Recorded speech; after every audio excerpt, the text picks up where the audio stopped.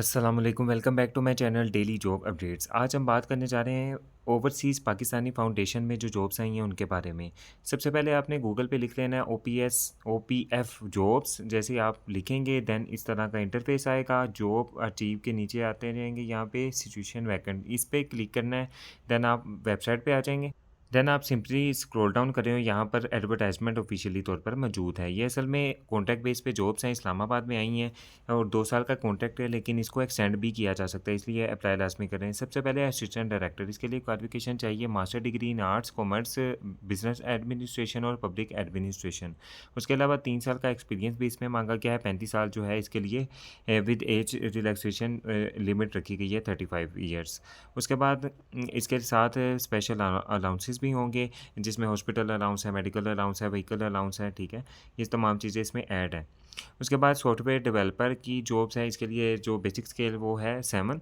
एक ही असामी है, मेरिट जो है वो इसके लिए रखा जाएगा। 1 ईयर कॉन्ट्रैक्ट पे है ये वाली जॉब। उसके बाद जो इसके लिए भी अलाउंसेस सेम है, इस्लामाबाद में पोस्टिंग होगी। इसके लिए क्वालिफिकेशन चाहिए बैचलर इन कंप्यूटर साइंस और equivalent, 4 year degree master in computer science और इक्वलेंट। एक्सपीरियंस जो है 3 साल का एक्सपीरियंस मांगा गया है, ठीक है। एप्लीकेशन एंड्रॉयड एप्लीकेशन, ठीक है। ऑर्गेनाइजेशन में काम किया है या किसी प्राइवेट सेक्टर में, तो वो इसमें अप्लाई कर सकता है। उसके बाद रिक्वायर्ड एक्सपर्टीज़, उसके बाद कौन-कौन सी एक्सपर्टीज़ होनी चाहिए। सॉफ्टवेयर कोडिंग, प्रोग्रामिंग का आइडिया होना चाहिए। उसके बाद लेटेस्ट फ्रेमवर्क एमवीसी, स्ट्रैप ये भी उसके बाद डेटाबेस में माई एसक्यूएल। और ये तमाम जो यहाँ पे एक्सपीरियंस एक्सपर्टीज़ लिखे हुए हैं, ये तमाम उसके पास होनी चाहिए। 35 ईयर इसके लिए भी एज लिमिट रखी गई। उसके बाद कंप्यूटर नेटवर्क सपोर्ट ऑफिसर है, इसके लिए जो बेसिक स्केल वो 6 है। नंबर ऑफ पोस्ट एक ही है। पंजाब से ऑल ओवर आप अप्लाई कर सकते हैं। 2 साल का कॉन्ट्रैक्ट है इसके लिए। और कार मेंटेनेंस अलाउंस जो है वो इसके लिए दिया जाएगा। मेडिकल फैसिलिटी, हॉस्पिटल वगैरह की ये भी तमाम चीज़ें प्रोवाइड की जाएंगी। क्वालिफिकेशन इसके लिए क्या चाहिए, नेटवर्क सपोर्ट ऑफिसर के लिए bachelor degree in computer science, telecom, electrical और इक्वलेंट फ्रॉम एचईसी से रिकॉग्नाइज्ड यूनिवर्सिटी से। और 2 साल का एक्सपीरियंस होना चाहिए hardware network support trouble shooting में, ठीक है। उसके बाद मैक्सिमम एज लिमिट जो है वो 33 ईयर्स यहाँ पर रखी गई है। उसके बाद आ जाते हैं वेलफेयर ऑफिसर ओपीएफ, जो इसके लिए ग्रेड है वो 6 है। नंबर ऑफ पोस्ट 2 हैं। उसके बाद कोटा जो है वो एक पंजाब माइनॉरिटी है, उसके बाद पंजाब जनरल है। ये 2 तरह के कोटे यहाँ पर रखे गए हैं। 2 साल के कॉन्ट्रैक्ट पे है ये भी जॉब, ठीक है। इसको एक्सटेंड किया जा सकता है परफॉर्मेंस की बुनियाद पे। कार मेंटेनेंस अलाउंस भी दिया जाएगा इसके लिए। मेडिकल फैसिलिटी भी है और इस्लामाबाद में इसकी पोस्टिंग होगी। क्वालिफिकेशन इसके लिए बैचलर डिग्री सोशल साइंसेस में और 4 साल का एक्सपीरियंस वेलफेयर फील्ड में और पब्लिक डीलिंग में होना चाहिए। उसके बाद 33 ईयर इसके लिए एज रिलैक्सेशन रखी गई। उसके बाद ऑफिस असिस्टेंट है, इसके लिए बेसिक स्केल जो है वो 5 है। नंबर ऑफ पोस्ट 3 हैं। ऑल ओवर पाकिस्तान से अप्लाई कर सकते हैं, पंजाब से सॉरी अप्लाई कर सकते हैं। 2 साल के एक्सपीरियंस जो एक्सटेंडेबल परफॉर्मेंस की बुनियाद पे कॉन्ट्रैक्ट बुनियाद पे है ये भी। उसके बाद क्वालिफिकेशन इसके लिए चाहिए 2nd class bachelor degree commerce में, बिजनेस एजुकेशन में, एडमिनिस्ट्रेशन में, सोशल साइंसेज और पब्लिक एडमिनिस्ट्रेशन में। टाइपिंग स्पीड इसके लिए 30 चाहिए वर्ड पर मिनट और नॉलेज होनी चाहिए कंप्यूटर ऑपरेटिंग का। उसके बाद एक्सपीरियंस 2 साल का रेलिवेंट एक्सपीरियंस होना चाहिए किसी भी इदारे में जो है वो।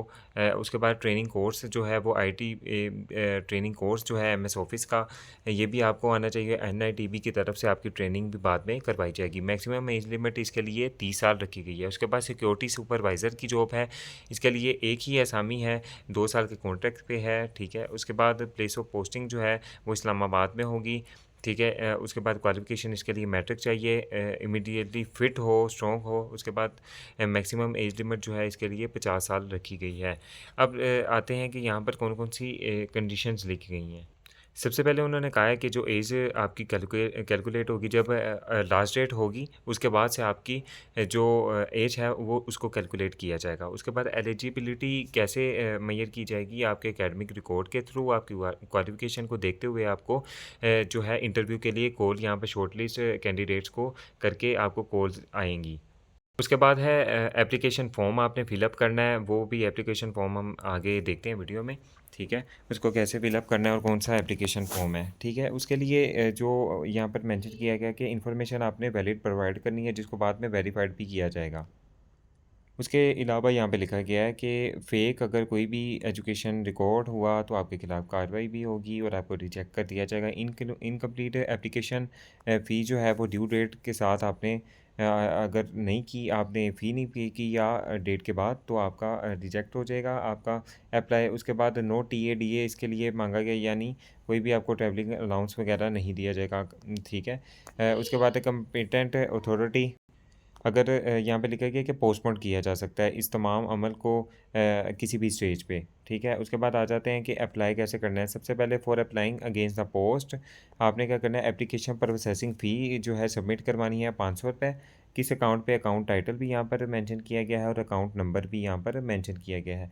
इस अकाउंट में 500 रुपीज़ आपने पे करने हैं अस्करी बैंक का। ठीक है। इसमें आपने पे करने के बाद उसकी एक प्रिंट आउट ले लेना है। देन आपने क्या करना है, उसको अटैच करना है आपने किसके साथ आप वो मैं आपको दिखा रहा हूँ। यहाँ पर स्क्रॉल डाउन करेंगे तो ये डाउनलोड एप्लीकेशन फॉर्म है।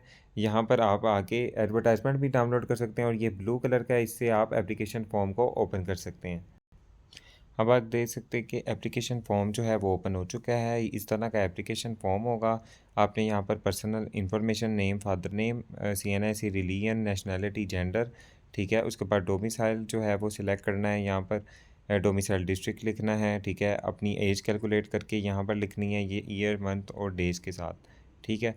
और लास्ट डेट से, ठीक है, 27 जून से आपने यहाँ पर जो कैलकुलेट करके लिखना है। ठीक है। उसके बाद मार्शल स्टेटस यहाँ पे मेंशन करना है, present address, permanent address, personal contact. उसके बाद एकेडमिक बैकग्राउंड जो है वो यहाँ पर आपने लिखना है अपना तमाम। ठीक है।